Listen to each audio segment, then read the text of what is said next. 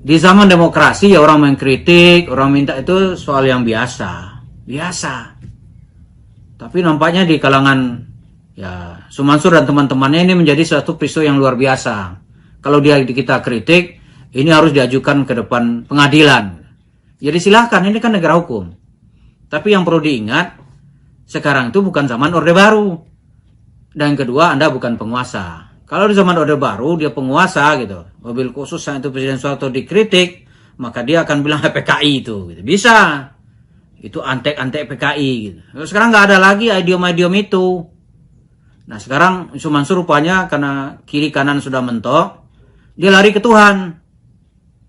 Nah, kita akan tunggu bagaimana Tuhan bekerja. Bagaimana Tuhan perintah-perintah bekerja.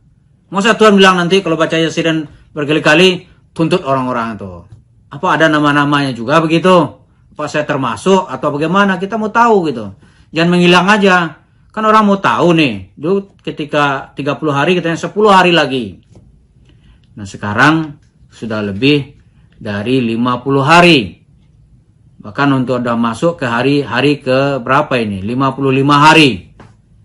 Apa hilang begitu aja atau cerita Yasin cerita bohong-bohongan aja gitu.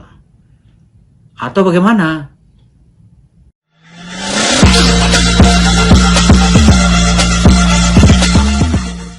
Para pemirsa, maraknya kritikan, masukan, bahkan ada juga serangan kepada Yusuf Mansur terhadap ajaran atau praktek-praktek sedekah yang dia ceritakan dari satu kelompok ke kelompok lain. Ajaran sedekah yang telah merugikan orang. Bisa juga nanti investasi bodong, kemudian sifat ingkar janji yang terus-menerus dia lakukan. Banyaklah orang yang mengkritik dia, tapi kritikan itu dibalas oleh Sumansur dalam sebuah pernyataan pada tanggal 16 Desember tahun 2021 lalu. Dia mengatakan, "Ane akan yasinan dulu selama 40 hari. Nanti kita lihat apa yang dimaui oleh Allah. Kalau Allah bilang tuntut, Ane akan tuntut. Kalau Allah bilang nggak tuntut, Ane pikirkan." Itu pada tanggal 16 Desember tahun 2021. Kemudian ketika 16 Januari 2022, orang mulai bertanya, "Sob, bagaimana? Udah belum?" Tunggu, masih 10 hari lagi. Tanda-tanda udah nampak belum? Tunggu, masih kita ini kan. Jadi rupanya dalam 40 hari, katanya 40 hari 40 malam seluruh santri akan membaca Yasin. Seluruh santri akan membaca Ar-Rahman, akan membaca Al-Waqi'ah, akan membaca Al-Mulk. Nah itu kan surat-surat yang jadi argumen, bahkan dalam tanda kutip tuh jualan Yusuf Mansur. Di dalam cerita televisinya itu, YouTube-nya itu, ada di sana itu, saya lihat, ya ada juga orang-orang memakai belangkon kayak saya ini gitu. Saya tanya, siapa itu yang memakai belangkon? Wah itu pengacaranya katanya. Maka saya pun kemudian beli belangkon juga lah gitu kan. Barangkali ada sesuatu di dalam belangkon gitu. Enggak, ini hanya canda aja. Jadi setelah itu kita lihat, setelah tanggal 16 Januari, Sumansur minta waktu 10 hari lagi. Berarti tanggal 26 Januari 2022. Artinya komunikasi dengan Tuhan sudah selesai. Nah sekarang sudah kelewat lebih hampir 2 minggu. Ya, udah lebih dari 10 hari kelewat gitu. Nah sekarang kita mau tanya, kata Tuhan apa kepada Sumansur? Jadi disuruh ajukan, ambil tindakan kepada orang yang mengkritik ini atau bagaimana gitu?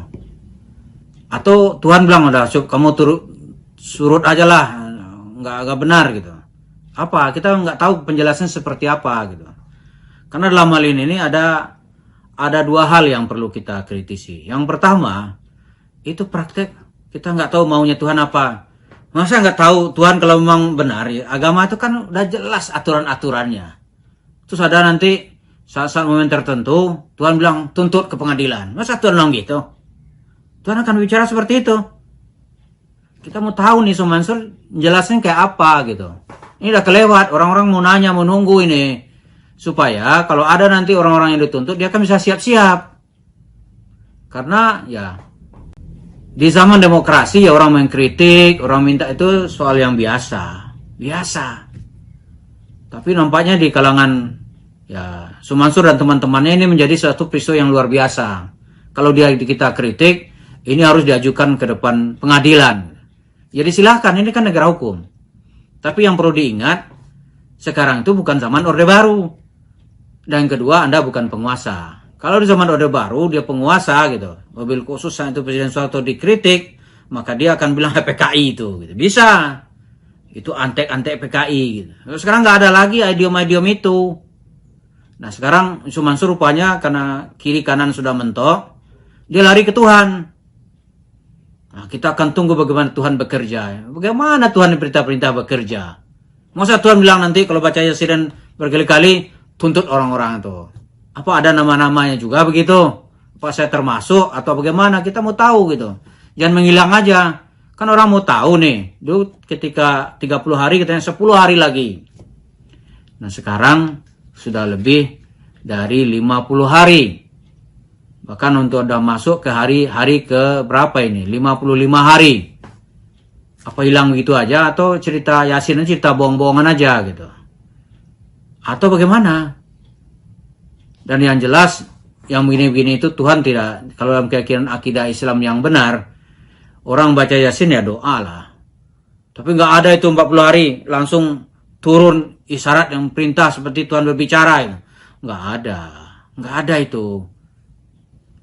Di para nabi itu yang disebut ya, Tuhan berbicara itu para Nabi Musa. Nabi Muhammad nggak ada tuh bersaut-sautan sama Tuhan, nggak ada. Hanya wahyu diturunkan kepada Rasulullah. Rasul sedang bicara, turun wahyu. Bahkan ada juga kata Aisyah, saya yang dekat sana tuh tidak mendengar gitu. Apa yang dibicarakan oleh Rasul dengan tamunya. Tapi Allah dari tempatnya, dia mendengar apa yang dibicarakan oleh Rasulullah dengan seorang perempuan di saat itu. Maka dalam cerita ayat ini turun kisah bagaimana dalam pembicaraan yang paling rahasia pun Allah mendengar. Allah mendengar.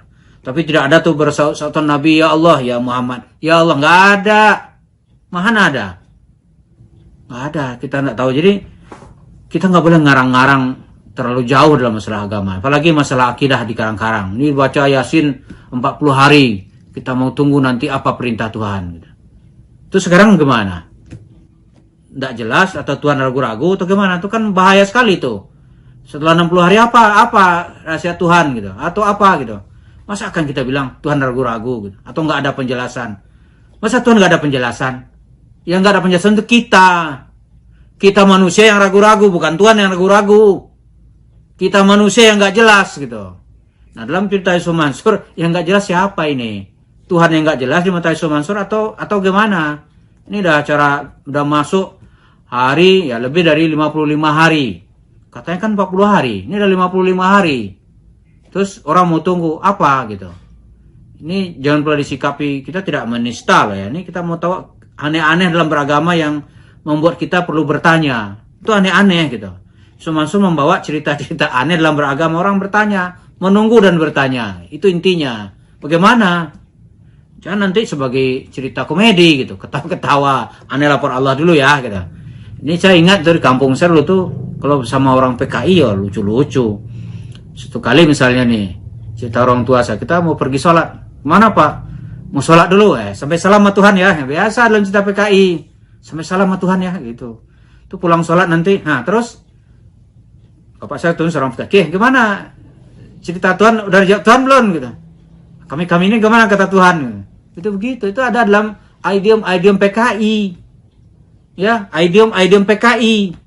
Bukan idiom dalam idiom Islam. Dalam Islam itu kita tawadu, mawas diri, hati-hati, jujur, berbicara apa adanya ke masyarakat. Begitu yang disuruh. Bukan sedikit-sedikit saya katakan ke Tuhan dulu, saya lapor Tuhan dulu. Mana ada, nanti ketawain orang, anak muda begini nih, lapor sama Tuhan dah.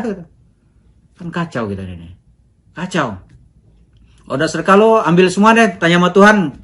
Kan agamanya jadi apa nanti ini?